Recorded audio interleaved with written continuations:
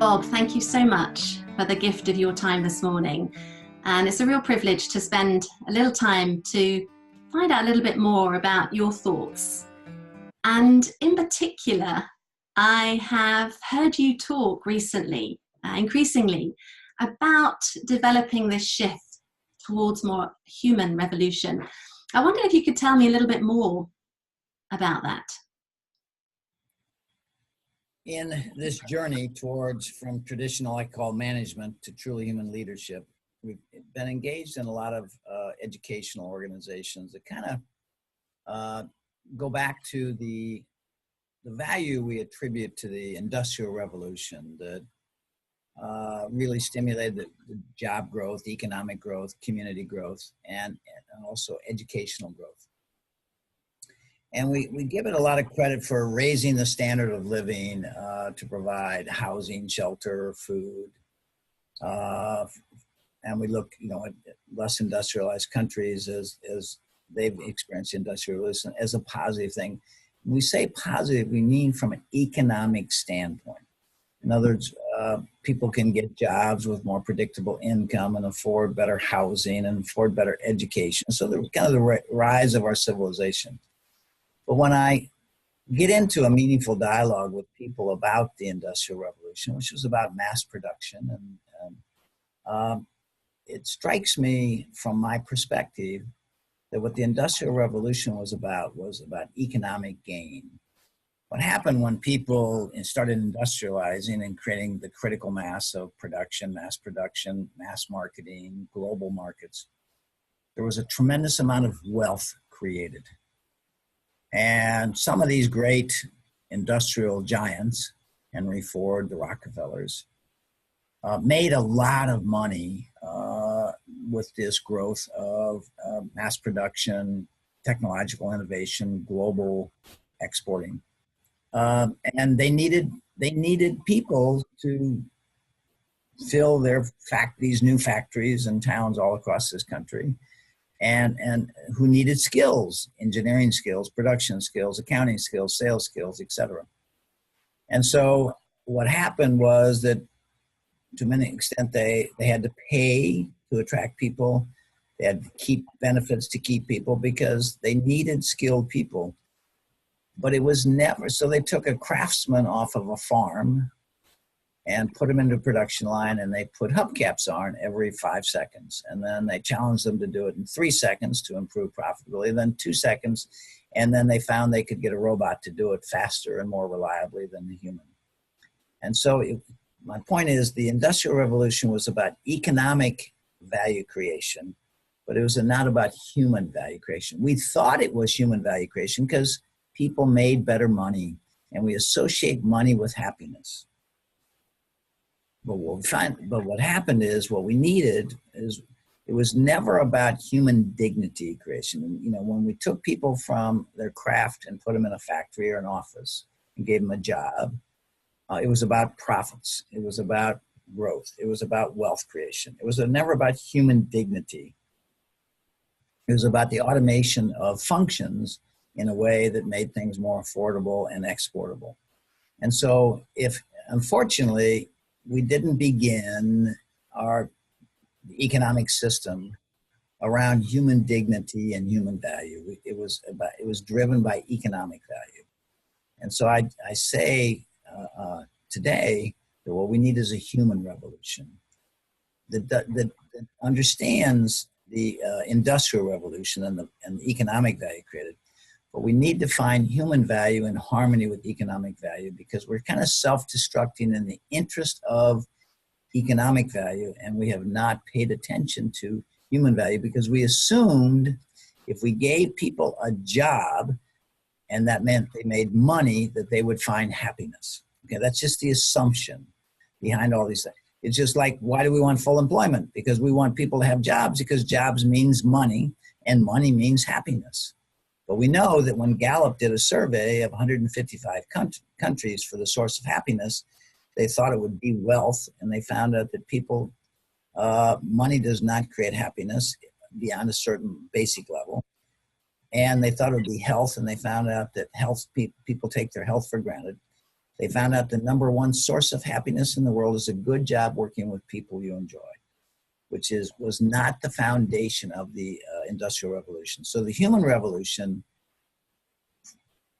stimulates us to think about human dignity and growth along with economic value growth.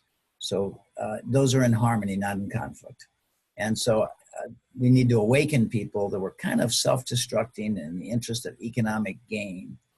But you know, again, we have economic prosperity right now. We have peace in the world, and people are very frustrated. And if you go back to why, it's because of the way they're treated for 40 hours a week. You know, they're used for somebody else's success. So that's why I believe we need a human revolution that understands the Industrial Revolution and is created in harmony, so we can create human and economic value in harmony.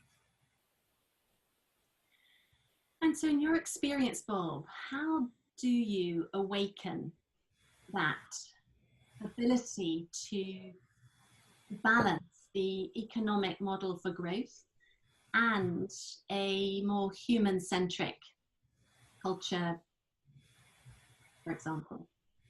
Well, first of all, I think you need to model it. You know, this is not an academic theory I'm sharing with you. It's the journey we have been on since we were awakened to this through these series of revelations. So I think, first of all, you need to not make it an academic exercise. You need to say that we're actually doing this. You know, we did, and in hindsight, when you look at these series of events, you know that it was not an accident upon which these things developed. For some reason, we were blessed with these experiences that awakened us to the urgent need to care for people you have the privilege of leading. You know, I think the most startling example is in the military, we honor those who give themselves in service of others.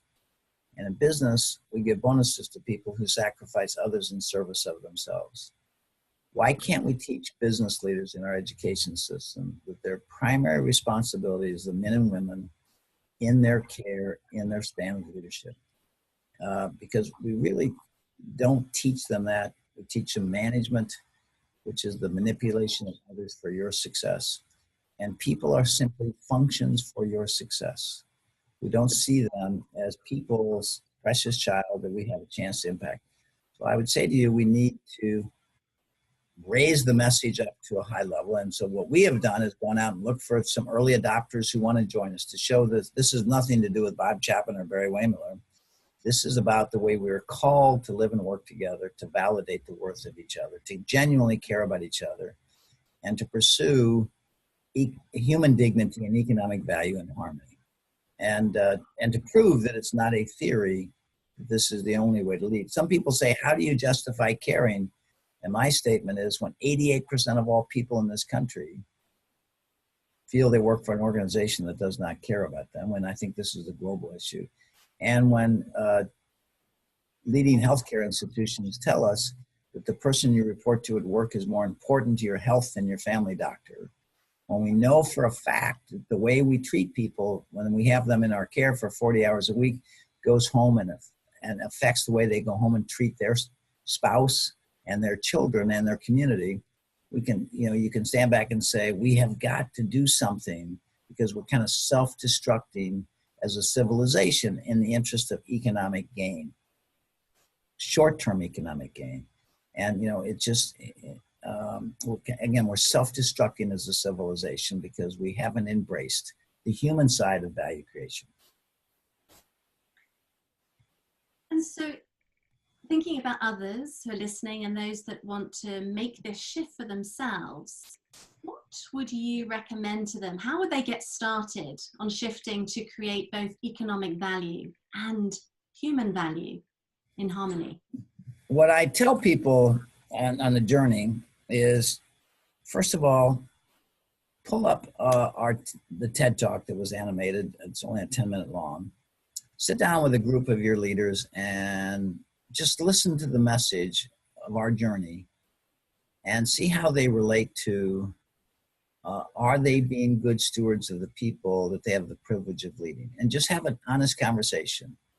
And if that TED Talk awakens them to maybe there's something else we should be doing, then I would suggest that they send somebody to our Leadership Institute classes where people come from all over the world to kind of take a 2-day deep dive into our culture to see how does this resonate with me. And I would say 70% of the value of the classes is the content, and 30% is the people you meet who come with similar ambitions with totally different industries to engage in a civil discourse about stewardship of people's lives that we are privileged to lead. And then if in fact, I mean, again, there's a company called Lippert Corporation which did exactly that. And I think I've shared with you some of the videos, the impact it's made. It has made I think they have 6,000 people. And it's made a profound difference in their culture. And they have an initiative called Everybody Matters in their company. And so I would say to you, here's a global manufacturer that employs a high degree of relatively unskilled people who assemble, screen doors and furniture for mobile homes and et cetera, and it shows how profound an impact they can make on these people's lives and what it means to the leadership team, the feedback from people in terms of how it affects their life. Because I think, when you start hearing these stories, I don't know how you go back and stop doing it, because you see how profoundly affect people's lives. Again, 90% of the feedback we get, 90% is how our leadership model affects their marriage and their relationship with their children and family. And so what about some of the challenges in terms of your experience? If businesses are wanting to make this shift and leaders are beginning to feel awakened, what might be some of their challenges that they face in being a better force for good in the world? I would say to you, the biggest challenge is that how do you embrace this? Because one of our major clients, a major public company, global company, the chairman, when he heard our message, said to me, "What do I say to my board?" And I said, "Be very careful, because initially, this is not a dialogue many people on a board have ever had about culture and caring. It's usually about numbers and strategy and legal matters." And a year and a half now into that relationship, that major global organization, their board has said to the chairman and the president, "You can't spend enough money on this," because they've seen the feedback, they've seen the impact. So the biggest challenge is, how do I begin and how do I engage others in this process? I mean, we've been working with our board for 12 years now. And I would say to you, our board fully supports it. Our board is proud of what we are doing. But it's still hard for a board to talk about culture because numbers are the language of business. So the challenge is bringing people along in reasonable steps so they can begin to see and feel the impact they're making on people's lives. Now, a lot of people say, well, I need to have some, one gentleman said to me from a major corporation, "What kind of return on investment are you getting on this initiative with your leadership model?" And I said, "Are you kidding me? You actually want me to calculate a return on investment for caring?" I said, "How you believe," and again, a major global corporation, "you believe you have to justify caring? You have to show a return on investment to caring?" I said, "That's really sad." I said, "I would say to you, how do you justify not caring? How do you justify being a part of a system where 88% of all people go home feeling not valued? How do you justify that?" And again, nobody debates that statistic. I mean, everybody we've dealt with at the highest levels of thought in this country, nobody debates that people are not engaged, that they would change jobs in a minute if they had a better offer. And yet people don't know how to change. And my statement to you is, it takes courage to care. You've got to believe this is the way we were called to lead. And, making that transition from believing it's, our accepting it's all about numbers and profits and shareholders and believing it's about human value and dignity and growth is a big step. So that's why the title of my talk is always the privilege of leadership, not the job of leadership, the privilege of leadership, the awesome responsibility of leadership on the people whose lives are entrusted to you. But it takes courage to care. You've got to believe in your heart this is right. And again, one of the most common questions I get, I mean, virtually the top 3 questions I always get is, what do you do about the people that don't get it? Because we tend to focus on the negative rather than the positive. Nobody ever asked me, what do I do? What do you do with the people that do get it? They worry about the people. And I said, treat them like you would want your son or daughter treated if they didn't get it. And people say, well, that would be different. And I say, why is it different? There's somebody's son and daughter you're going to treat that way. So this is really a big mind shift. You got to go from what's comfortable, which is numbers, okay, shareholder value, to human value.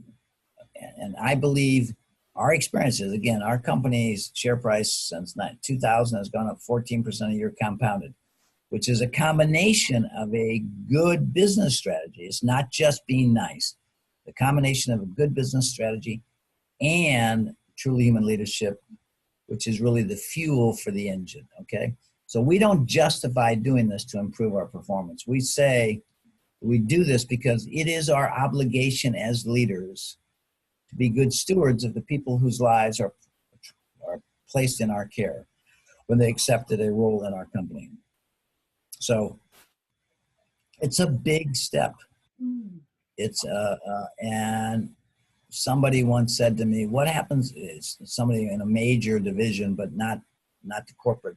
Somebody said to me after a speech one time, what if corporate doesn't support this? And I thought to myself, I said, what do they need to support? Do you need a memo from corporate to care? Okay. Why can't you just begin bringing this about in natural steps so that all of a sudden the corporate's coming to you and saying, what are you doing? We've heard nothing but good things. Share it with us. So my challenge is, you don't need capital expenditures. You don't need finances. You just need to engage your head and heart and be good stewards of the people who you have the privilege of leading, and making sure that they go home each night knowing that who they are and what they do matters. Beautiful. And as you look back on your life's journey, Bob, think about the lessons that you've learned, the people that you've met, people that inspired you. What would you say to your younger self to generate such positive impact? I think I don't know without these revelations that happened to me. You know, why can't business be fun? The power of business for good, because we have people on care for 40 hours and that everybody's somebody's precious child. I don't know without those, what I call revelations that occurred to me in that sequence, that my younger self would have been able to make that transition from what I call what I was taught and what I experienced in the marketplace. Because, you know, you can't go out and play soccer on the soccer field and develop your own rules. You got to kind of play the game that's defined, okay? And so I would say to you, there's so much momentum towards numbers and so little momentum towards caring that it's easier to just play the game and the lowest common denominator, which is numbers, because the numbers are clear. They're not emotional, you know, they're up or down, or they're on target or not on target. And so it's easier. So I think if somebody had shared this with me 20 years ago, I wouldn't have known what to do with it. You know, I had to go through these awakenings in the sequence in which they happen. But all I know is that since I've done that, and since I've been given the privilege to share this message around the world, I am at the highest levels of learning institutions and the highest level of consultancy. Nobody debates with me this message I'm sharing with you. And people who come and visit our operations, and, you know, world peace negotiators, professors from leading institutions, leading speakers on leadership, their consistent statement is they have never seen anything like this in their life. And these are incredible people. And so I would say to you, I think we were, without question, blessed with a leadership model that could profoundly change the world as we know it, where these young men and women who enter the workforce could have a chance to be who they're intended to be and appreciated for that. And these gentlemen who are 50 and 60 years old who've kind of gotten used to being down would actually get a chance for the balance of their career to feel valued, which is what we want for everybody. So what, again, the way we treat people in our care affects the way they go home and treat the people in their care. And I was never taught that, never heard that. It was only our experience. When we taught people to convert from management, which is the manipulation of others for your success, to leadership, which is the stewardship of the lives entrusted to you, we saw profound changes in families with mothers and husbands and coming back to us and saying, this has made a significant difference in my personal life. Because when you send people home, when people are not cared for 40 hours a week, they're used for financial success. It drains to some extent their ability to care for others. And so, Bob, what matters most to you now? I think that's pretty simple for me to answer because I think we have been blessed with this awakening to what leadership should be.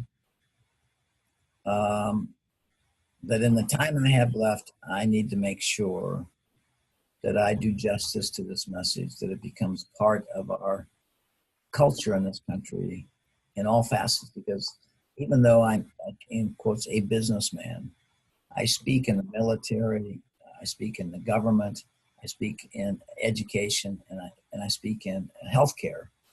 And this issue is prevalent in every facet of our society. And again, when in our case, the economy in America has never been stronger, and unemployment is the lowest since 1969. And we tend to associate that if we have peace in the world, which we have right now, and we have prosperity, that people will be happy. So we have peace and we have record prosperity, but people are not happy. And that doesn't make sense because we associate money with happiness. If we give them a job and they progress in their income over their career, they'll be happy. They'll have children, they'll have second homes, they'll drive a nice car. And this is not creating happiness because people don't feel valued. They feel used for somebody else's success. And so what matters most, do you think, to those in your span of care and globally, given you have very successful business across Europe as well as the States? I would say to you that, I think it was best captured by Amy Cuddy, who's the #2 TED Talk in the world. She's a Harvard professor. She came because Simon Sinek said, you've got to see this, you've got to see this. So she came as a favor for Simon. But when she sat down to reflect on what she experienced in the day and a half she was there, she said, walking through your factories, I've never cried so much and hugged so many people in my life as people who stopped me to tell me their story about what this has meant to them. And her statement was, this is as close to utopia as I have ever seen. And this is an industrial manufacturing plant in northern Wisconsin.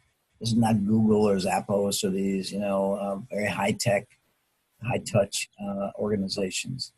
These are just good people who are trying to make a decent income, competing in the world and against all the pressures. But when you show that you genuinely care about them, when you invest in their journey from management to leadership, and they tell you about how it affects their marriage and their children, and it's hard to put a value that you could possibly comprehend on what that means to us, the feedback we get on what this means. So our goal is to live this model, so we validate it, and we continually strive to be better stewards of this, and then to look for people who believe what we believe and want to join us on this journey to show this is nothing about Bob Chapman or Barry Wehmiller. This is about the way we were called, having been placed on this earth, to live together in harmony, to create human value and economic value in harmony, so that people can return home each night to their families feeling valued and share that value with the way they treat their spouse and the way they treat their children and the way they act in their community. So I just feel it is, there's a tremendous need for this right now in the world, because the current model shows that it does not create human value. And we cannot equate numbers, money, with human value. Clearly, we have prosperity in the world, but we don't have dignity in the world. We don't have caring in the world. We have people using each other for their own personal gain. And so leave your listeners with a statement. We imagine a society where people think of others first. And they're able to do that because they feel cared for themselves, and therefore they naturally will care about others. Wonderful. That's such a profound message. And Bob, thank you so much for this morning sharing your wisdom with us. And I have just one last question, which is, if there is anything that I haven't asked you that you would like to share with the listeners today, what would that be? I think I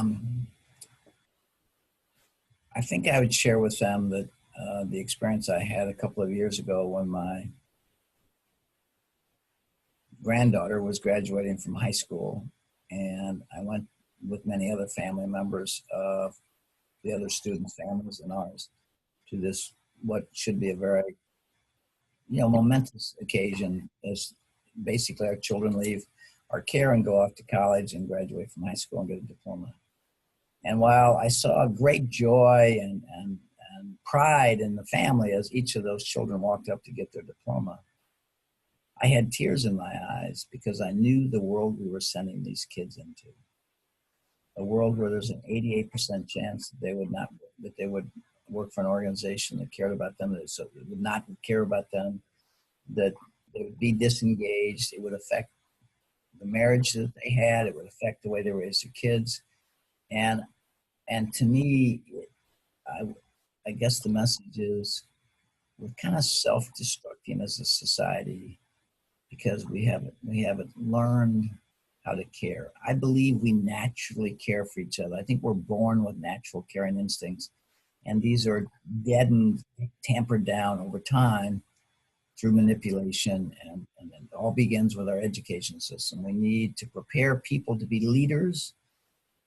And I always say we need to start working not just on the mind, but the connectedness of the mind and the heart, so that we start creating leaders to go into all facets of our economy, from nonprofit to government to healthcare to medicine to politics. But they go thinking of others, not just themselves. Bill Urey of Harvard uses this very simple statement that I'd leave you with.